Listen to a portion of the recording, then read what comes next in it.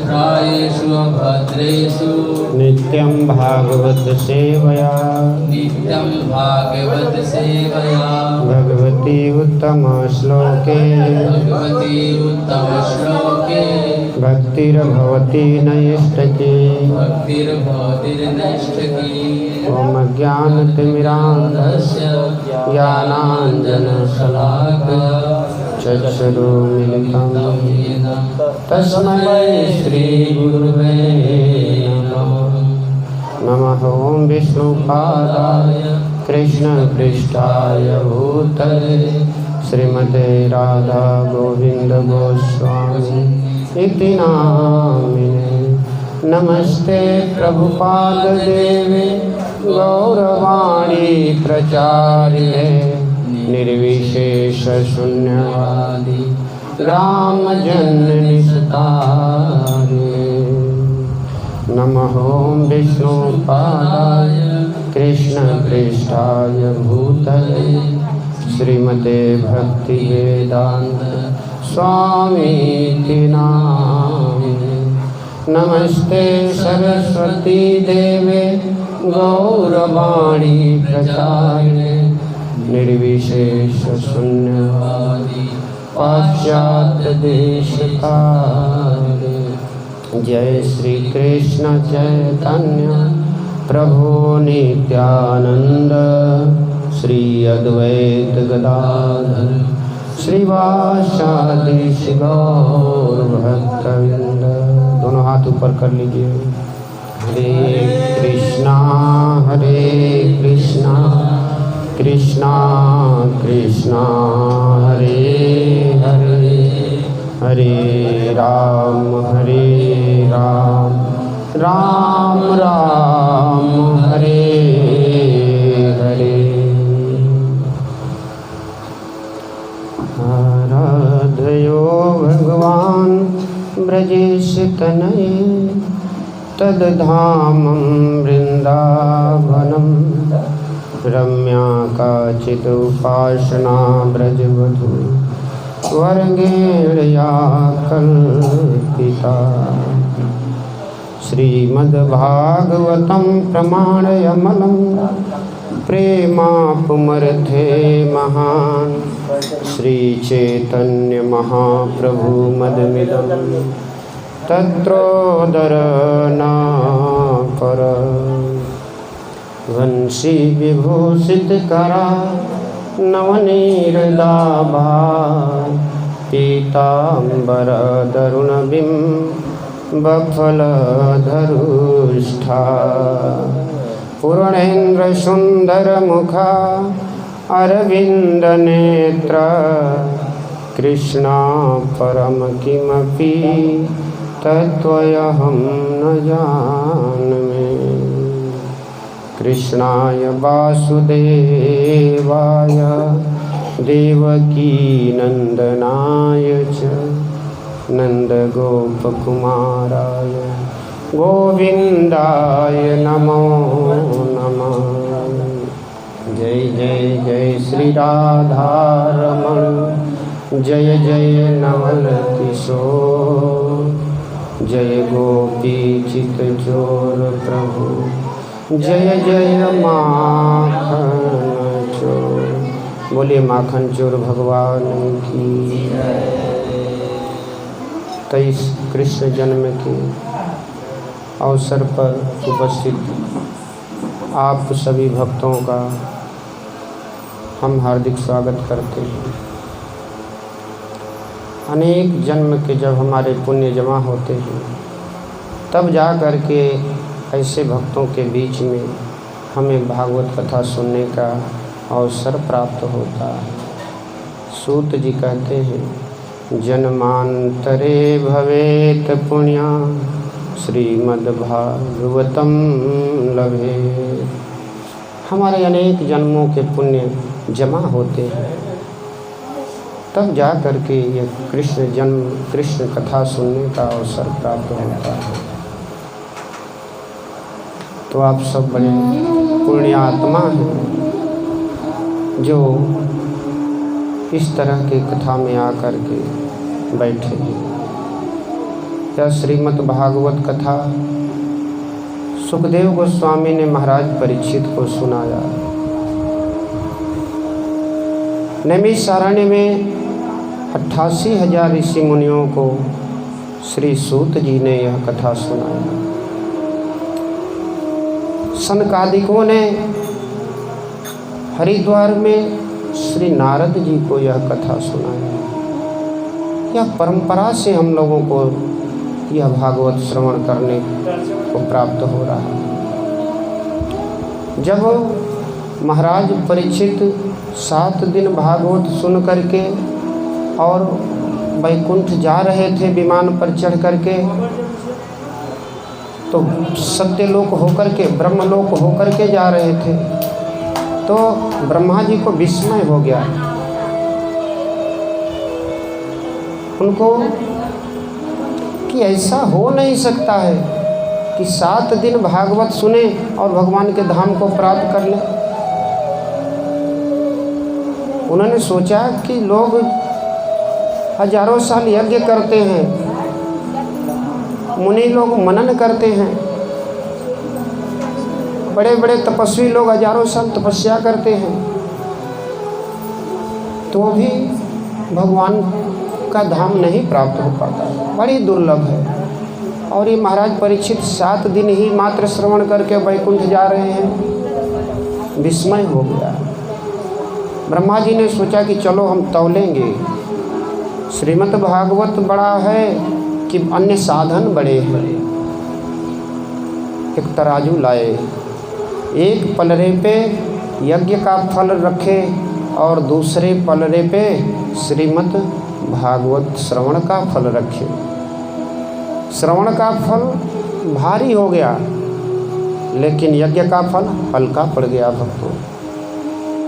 तब उन्होंने सोचा कि जो हजारों साल तपस्या करते, तपस्या का फल अधिक होगा, चलो तप का फल एक पलड़े पे रखे, दूसरे पलड़े पे उन्होंने श्रीमद् भागवत श्रवण का फल रखे। दूसरा पलड़ा भी भारी हो गया, तपस्या का फल हल्का हो गया। बहुत लोग मुनि लोग मनन करते हैं, उस मनन का फल व्रत करते हैं, यज्ञ करते हैं, उसका फल रखे एक पलड़े पे और एक पलड़े पे भागवत श्रवण का फल रखे। फिर भी भागवत श्रवण का फल भारी पड़ गया और अन्य साधन था वो हल्के पड़ गए।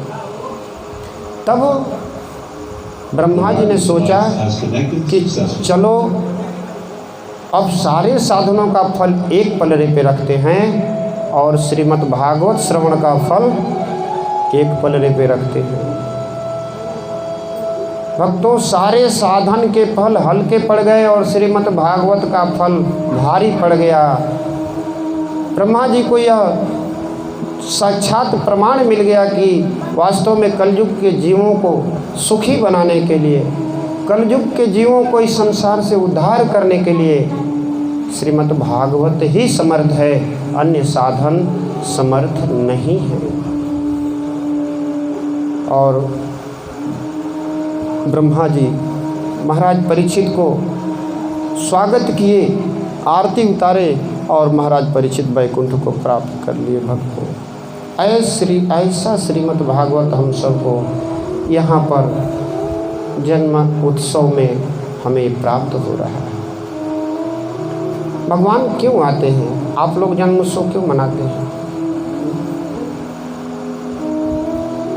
लोग ठाकुर जी को विराजित करते हैं, उनकी आरती पूजा करते हैं, प्रसाद बांटते हैं और लोगों को अड़ोस पड़ोस के बुलाते हैं, गीत गाते हैं। इसका क्या उद्देश्य है, ये हमें जानना बहुत ज़रूरी है। जब तक हम कृष्ण के विषय में नहीं जानेंगे, नहीं सुनेंगे, तब तक हमारा वास्तविक जन्माष्टमी नहीं होगा। किसी के विषय में अगर ठीक ठीक से जानना हो, उसके विषय में हमें सुनना पड़ता है। हम दिल्ली गए नहीं हैं और जा कर के दिल्ली घूम कर के आए, किसी से कुछ सुने नहीं, तो हमें दिल्ली में क्या देखने को मिलेगा? मकान, दुकान, शहर, गाड़ी घोड़ा यही सब देख करके चले आओगे। लेकिन जब किसी से सुनोगे कि दिल्ली में कुतुब मीनार है, हाँ, दिल्ली में और अनेक राजधानी है, हाँ, लाल किला है, तो सुनोगे तो उसको जा कर के किसी से पूछोगे, देखोगे, तो आपको दिल्ली जाने का पूरा लाभ मिल जाएगा कि चलो दिल्ली आया तो यहाँ पर हमने कुछ दर्शन प्राप्त किया। अक्षरधाम है दिल्ली में, बहुत लोग गए होंगे दिल्ली, तो वह ज़रूर अक्षरधाम में गए होंगे। तो जब तक किसी के विषय में हम सुनेंगे नहीं, तब तक हम ठीक से नहीं समझ सकते हैं कृष्ण कौन है, इनका जन्म उत्सव लोग क्यों मनाते हैं, इसके विषय में हमें सुनना होगा। भगवान क्यों यहाँ पर अवतार लेते हैं, गीता में बताते हैं, भक्तों अपने अवतार का कारण बताते हैं। यदा यदा हि धर्मस्य ग्लानिर्भवति भारत अभ्युत्थानं धर्मस्य तदात्मानं सृजाम्यहम्। जब जब धर्म की हानि ग्लानि होती है, अधर्म बढ़ता है, तब तब भगवान धर्म की स्थापना करने के लिए इस धराधाम पर, इस पृथ्वी पर अवतार लेते हैं। कभी राम के रूप में, कभी कृष्ण के रूप में, कभी नरसिंह के रूप में, कभी वराह के रूप में, कभी मत्स्य के रूप में, कभी वामन भगवान के रूप में, कभी कपिल भगवान के रूप में, कभी व्यास देव जी के रूप में, कभी नारद के रूप में, अनेक जन्म भगवान लेते हैं। एक ही कारण है, मोबाइल बंद कर दीजिए।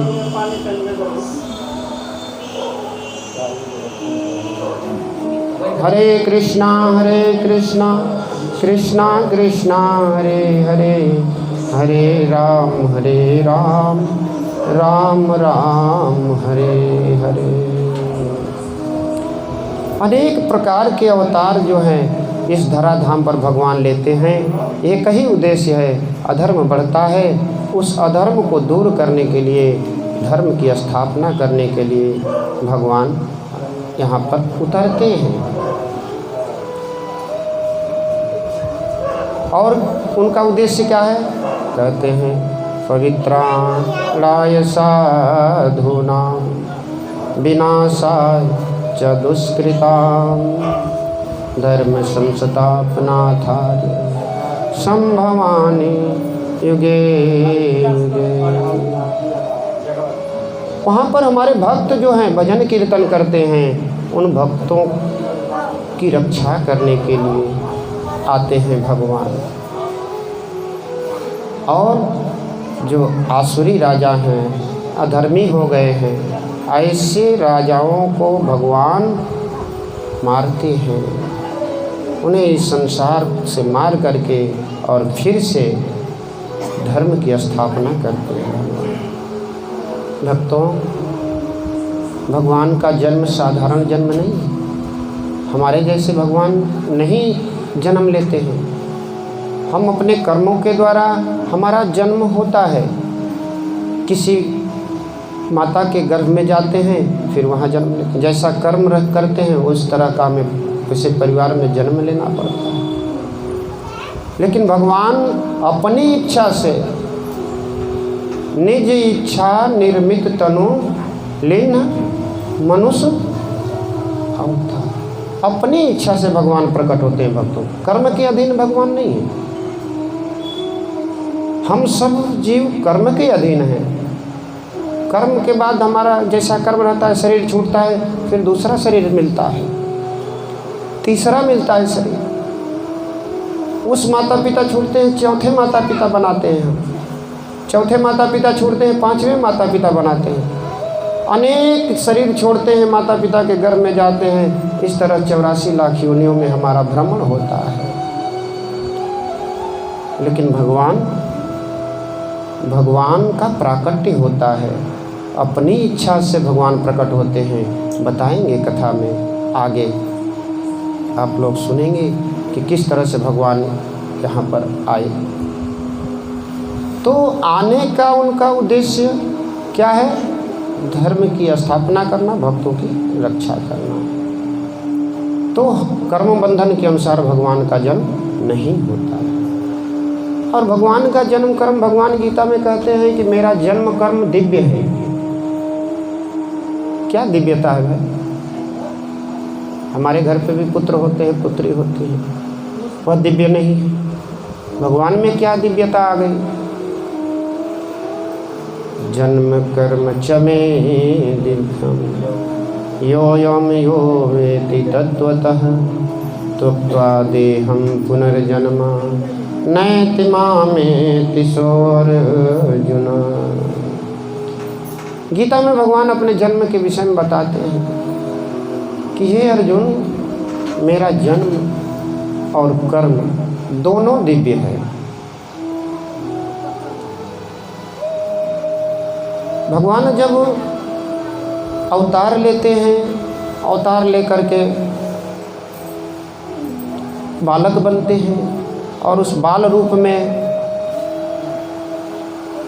6 दिन के बालक इतने बड़े असुर जो पूतना थी, भगवान ने उस पूतना को मार दिया। अब बताइए, एक बालक इतने बड़े असुर को मार दिया, ये कैसे संभव हो गया?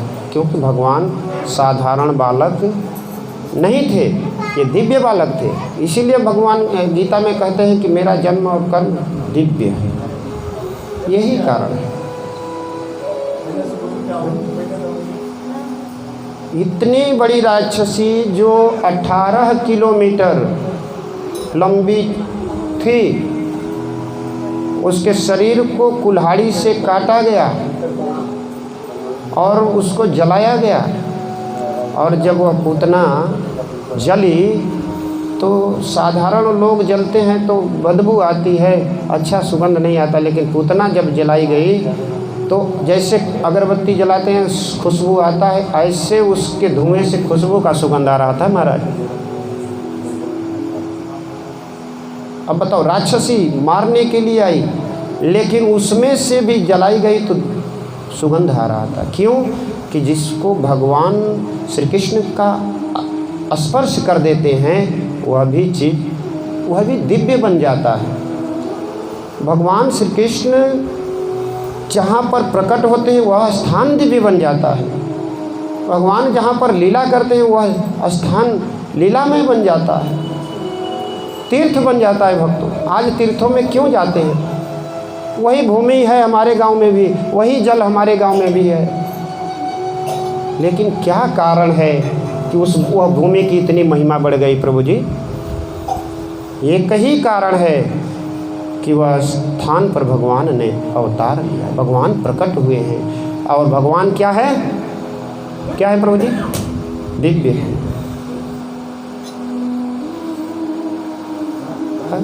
भगवान द्वारिका में गए, आज द्वारिका धाम बन गया। राम जी रामेश्वर में गए, रामेश्वर धाम बन गया। नर नारायण बद्री धाम में अवतार लिए, वो बद्रीनाथ धाम बन गया। भक्तों, जगन्नाथ जी जगन्नाथपुरी में प्रकट हुए, आज वह कलयुग का सबसे सर्वश्रेष्ठ धाम है। अन्य अन्य युगों का अलग अलग धाम है। सतयुग में बद्रीनाथ धाम कोई जाए तो उन्हें भगवान की प्राप्ति हो जाए।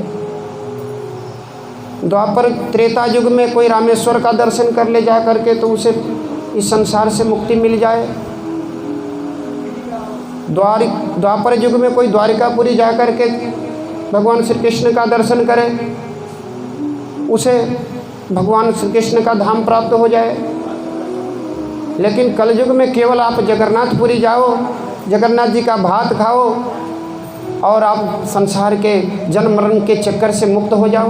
कितना सरल मार्ग! ये है भगवान की दिव्यता। जिस स्थान पर प्रकट हुए वह स्थान दिव्य हो जाता है। उनको लगाया हुआ भोग, प्रभु जी क्या भाई, जगन्नाथ जी का प्रसाद एक बार खा लो, भूलोगे नहीं। हंडी में बनता है, जगन्नाथ जी का चावल,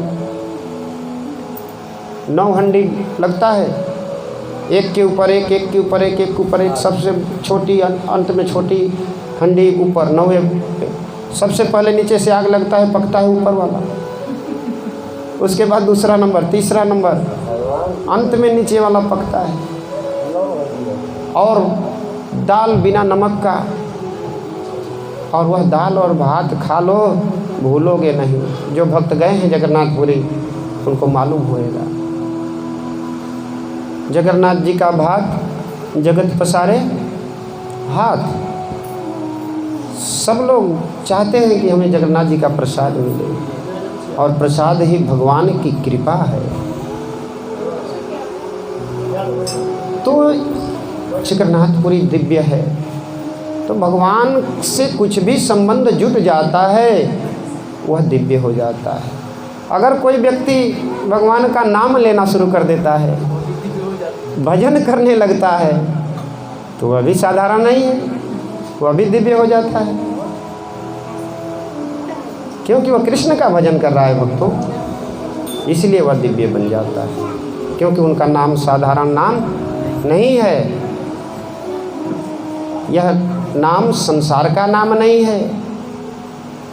भजन जो करता है वह साधारण व्यक्ति का भजन नहीं करता है कि आज फलाने का भजन करे और उनकी इच्छा के अनुसार नहीं चले तो उनका भजन छोड़ के दूसरे का भजन कर जाए। बच्चे लोग बैठने दीजिए, बच्चों को भी उतना ही लाभ मिलेगा जितना कि बड़े को लाभ मिलेगा, तो बैठने दीजिए। हरे कृष्णा कृष्णा कृष्णा हरे हरे, हरे राम राम राम हरे हरे। ये जो महामंत्र है ये साधारण का नाम नहीं है, ये गोलोक वृंदावन गोलोक का प्रेम धन है। और जो व्यक्ति इस पवित्र नाम के शरण में आ जाता है वह दिव्य बन जाता है। अब नाम में दिव्यता कहाँ से आ गई प्रभु जी? है? हमारे एक आचार्य बहुत सुंदर भजन में गाते हैं, गोलोकर प्रेम धाना हरि नाम संकीर्तना, रति ना जन्मिलो के नेताई। ये गोलोक का प्रेम धन ये भगवान का नाम है। और इसमें अगर आप रति उत्पन्न ना करें, रति का मतलब है उसमें प्रेम ना करें, तो केने ये जन्म व्यर्थ चला गया। रति ना जन्मिलो केने ताई, उसमें प्रेम नहीं उत्पन्न कर पाए तो आपका मनुष्य जन्म बेकार हो गया। हरि हरि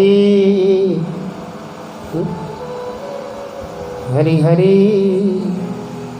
विफले जन्म गुनाइनो, मनुष्य जन्म पाइया राधा कृष्ण ना भजिया, जानिया सुनिया विष खाइनो। इस गोलोक जो प्रेम धन जो हरिनाम है, इसमें अगर प्रेम आपका नहीं हो पाया तो आपका जीवन व्यर्थ चला गया। हरि हरि विफले जन्म गुनाइनो, व्यर्थ में आप जन्म गंवा दिया। मनुष्य जन्म मिला भगवान से प्रेम करने के लिए, लेकिन यहाँ पर तो आते हैं तो भूल जाते हैं भगवान को। भगवान से प्रेम होता नहीं है, भगवान कुछ है नहीं। कोई देखा है भगवान? फोटो को थोड़ी हम मान लेंगे कि भगवान है। कितने लोग हैं यहाँ पर जो मानते हैं भगवान है कि नहीं है? एक संत कथा सुना रहे थे एक गांव में, तो सारे गांव के लोग जमा हुए, तो उसमें वो प्रश्न किए कि ये बताइए कि भगवान हैं कितने लोग जानते हैं? तो कुछ लोग हाथ उठाए, कुछ लोग हाथ नहीं उठाए।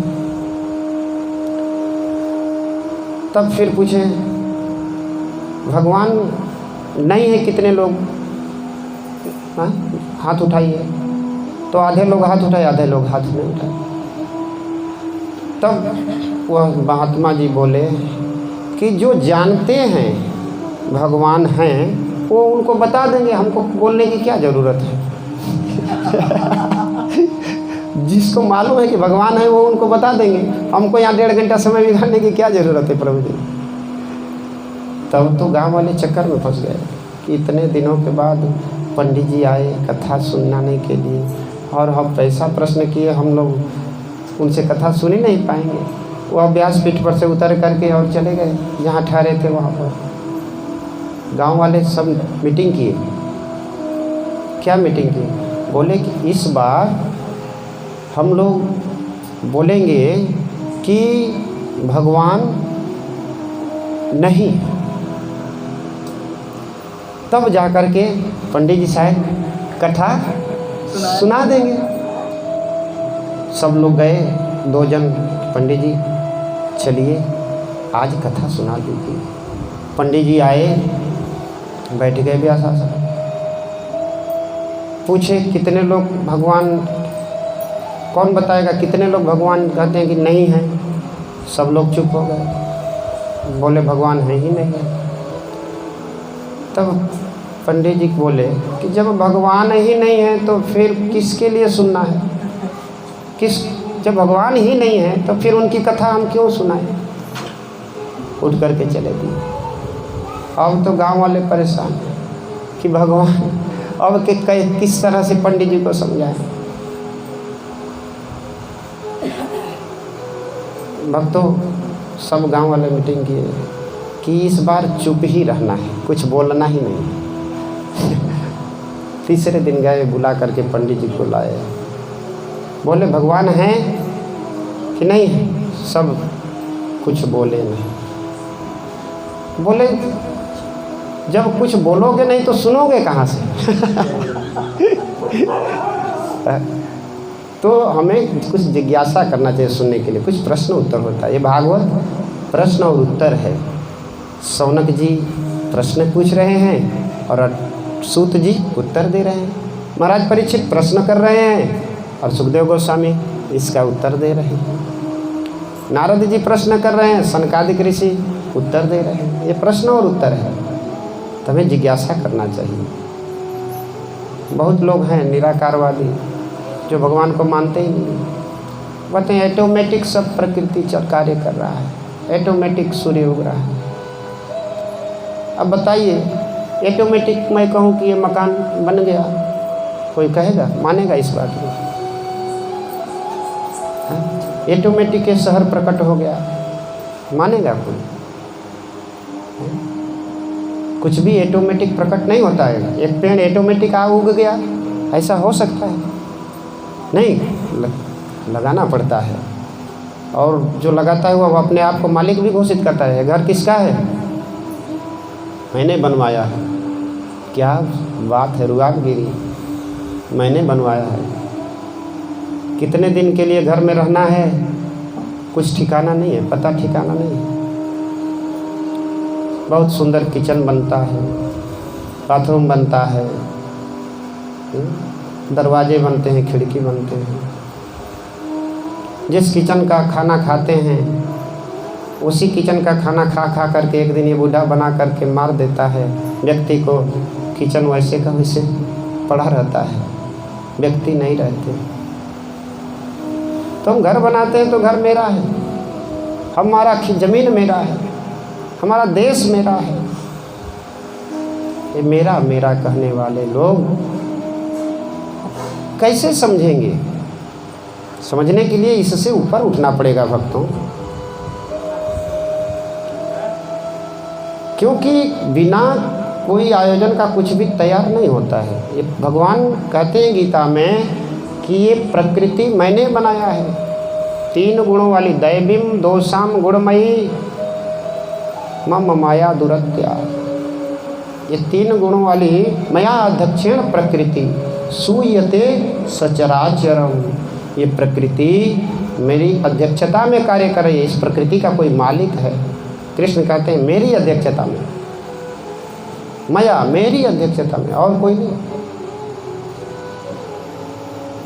तो भगवान इस भौतिक संसार का निर्माण करते हैं भक्तों। तो मैं प्रसंग बोल रहा था कि कुछ लोग ऐसे होते हैं जो कम बुद्धि वाले, अल्प बुद्धि उसको कहते हैं। और जानन्ति ना माँ मूढ़म मानुषी तम माश्रित, और जानन्ति माँ मूढ़म, जो बिल्कुल निपट मूर्ख है, मनुष्य का शरीर प्राप्त हुआ है, वह कहते हैं कि मुझको नहीं जान पाता है। गीता में कहते हैं भगवान। जो अल्प बुद्धि वाले हैं वह लोग नहीं समझ सकते। और तो भगवान के नाम को क्या समझेंगे? और तो बोलेंगे खाओ पियो मौज करो, उसके लिए शरीर मिला है। तो अब तो मौज तो 4 पैर वाला भी करता है। 4 पैर वाला मौज नहीं करता है, भोजन करता है।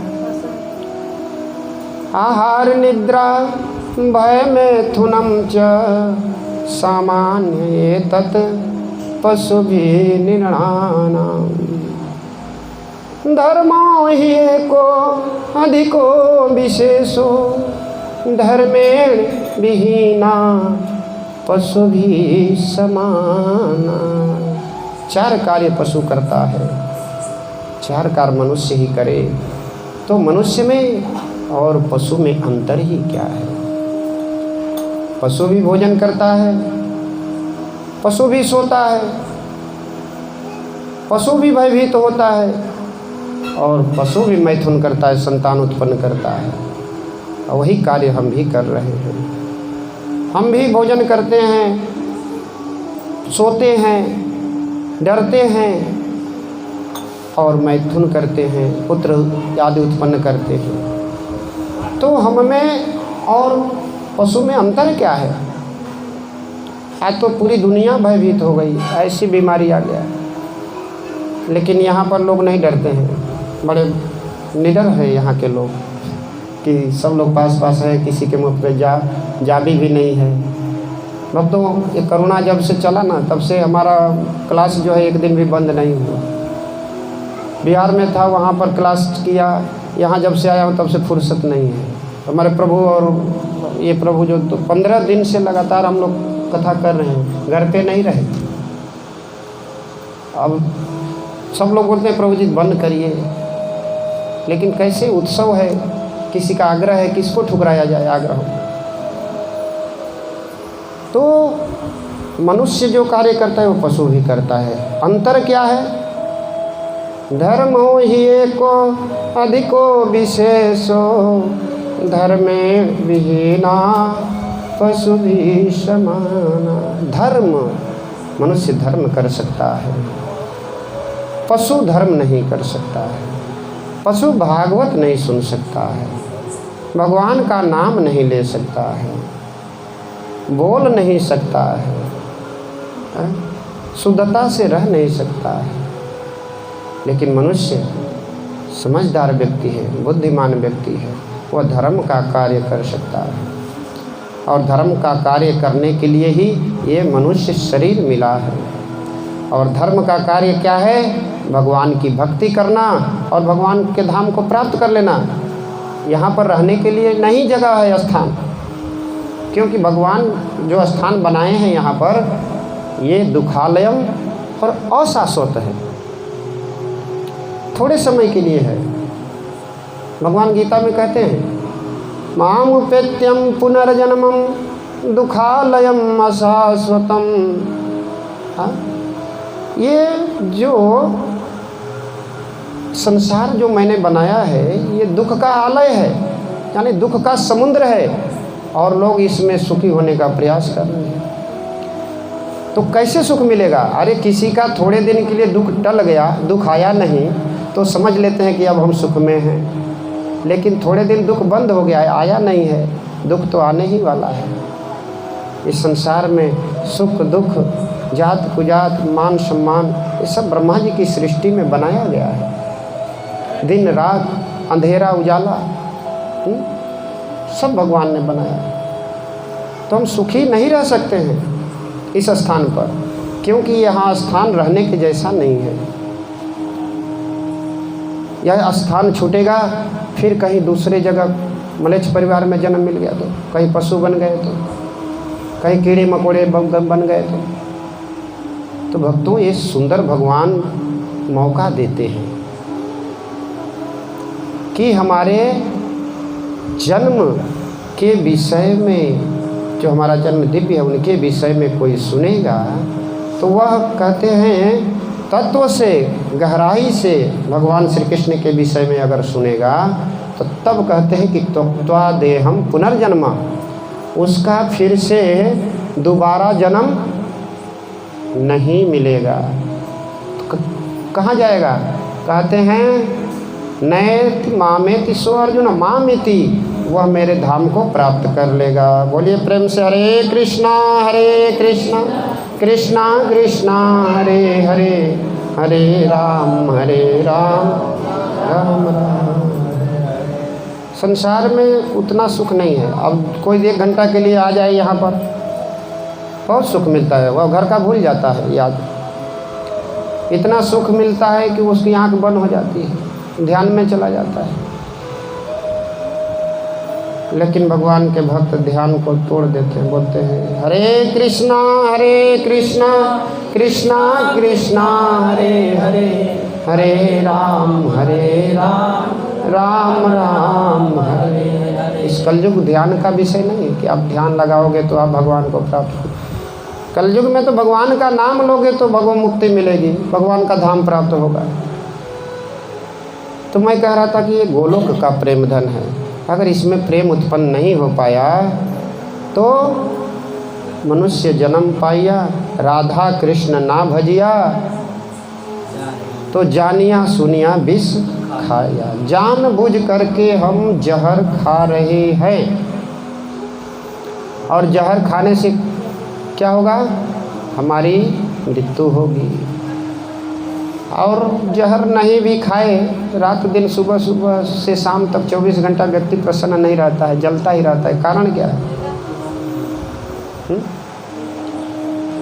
कोई जहर खा के कोई 40 साल मर चुका, ये सूर्य सुबह उगता है शाम को अस्त होता है, हमारी आयु को 1 दिन कम कर देता है। प्रति क्षण हम तो मर ही रहे हैं ना। कोई 70 साल मर गया, कोई 40 साल मर चुका, कोई 20 साल मरा। हमेशा आयु तो हमारी घटती रहती है। तो हम इस संसार में जानबूझ करके जहर खाते हैं। एक संत के पास उनके शिष्य गए और बोले कि बैठे, बोले गुरुदेव हमें क्या करना है? बोले आप भगवान का नाम लो, आपका मंगल होगा, आपको भगवान का धाम मिलेगा। भक्तों, गुरुदेव मार्ग बताते हैं। गुरुदेव वो गुरु बना लेने से कोई तरता नहीं है कि गुरु हम बना लिए हमारा वैकुंठ मिल जाएगा। भजन साधन में लगाते हैं गुरुदेव, साधन सिखाते हैं। जैसे भगवान के संदेश को गुरुदेव बताते हैं। जैसे एक डाकिया पोस्टमैन किसी का लेटर लिखा हुआ ठीक ठीक उस पते पे पहुंचा देता है, ऐसे ही श्री गुरुदेव जो पता है भगवान का, भगवत धाम जाने का, वह मार्ग बताते हैं। और उस मार्ग को सुन करके व्यक्ति उस साधन को अपना करके भगवान के धाम को चला जाता है व्यक्ति। ऐसा नहीं कि हम गुरु कर लिए और भगवान के धाम को चले गए। लोग पानी छान करके पीते हैं और गुरु जान करके करते। गुरु जान करके करना चाहिए, बिना सोचे समझे गुरु नहीं करना चाहिए। नहीं तो ऐसे गुरु बहुत संसार में भरे पड़े हैं।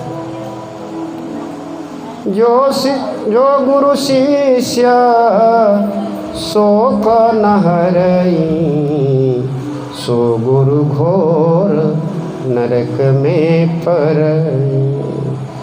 जो गुरु शिष्य के शोक और मोह को नहीं हरता है वह गुरु घोर नरक में जाता है, चेला भी जाते हैं।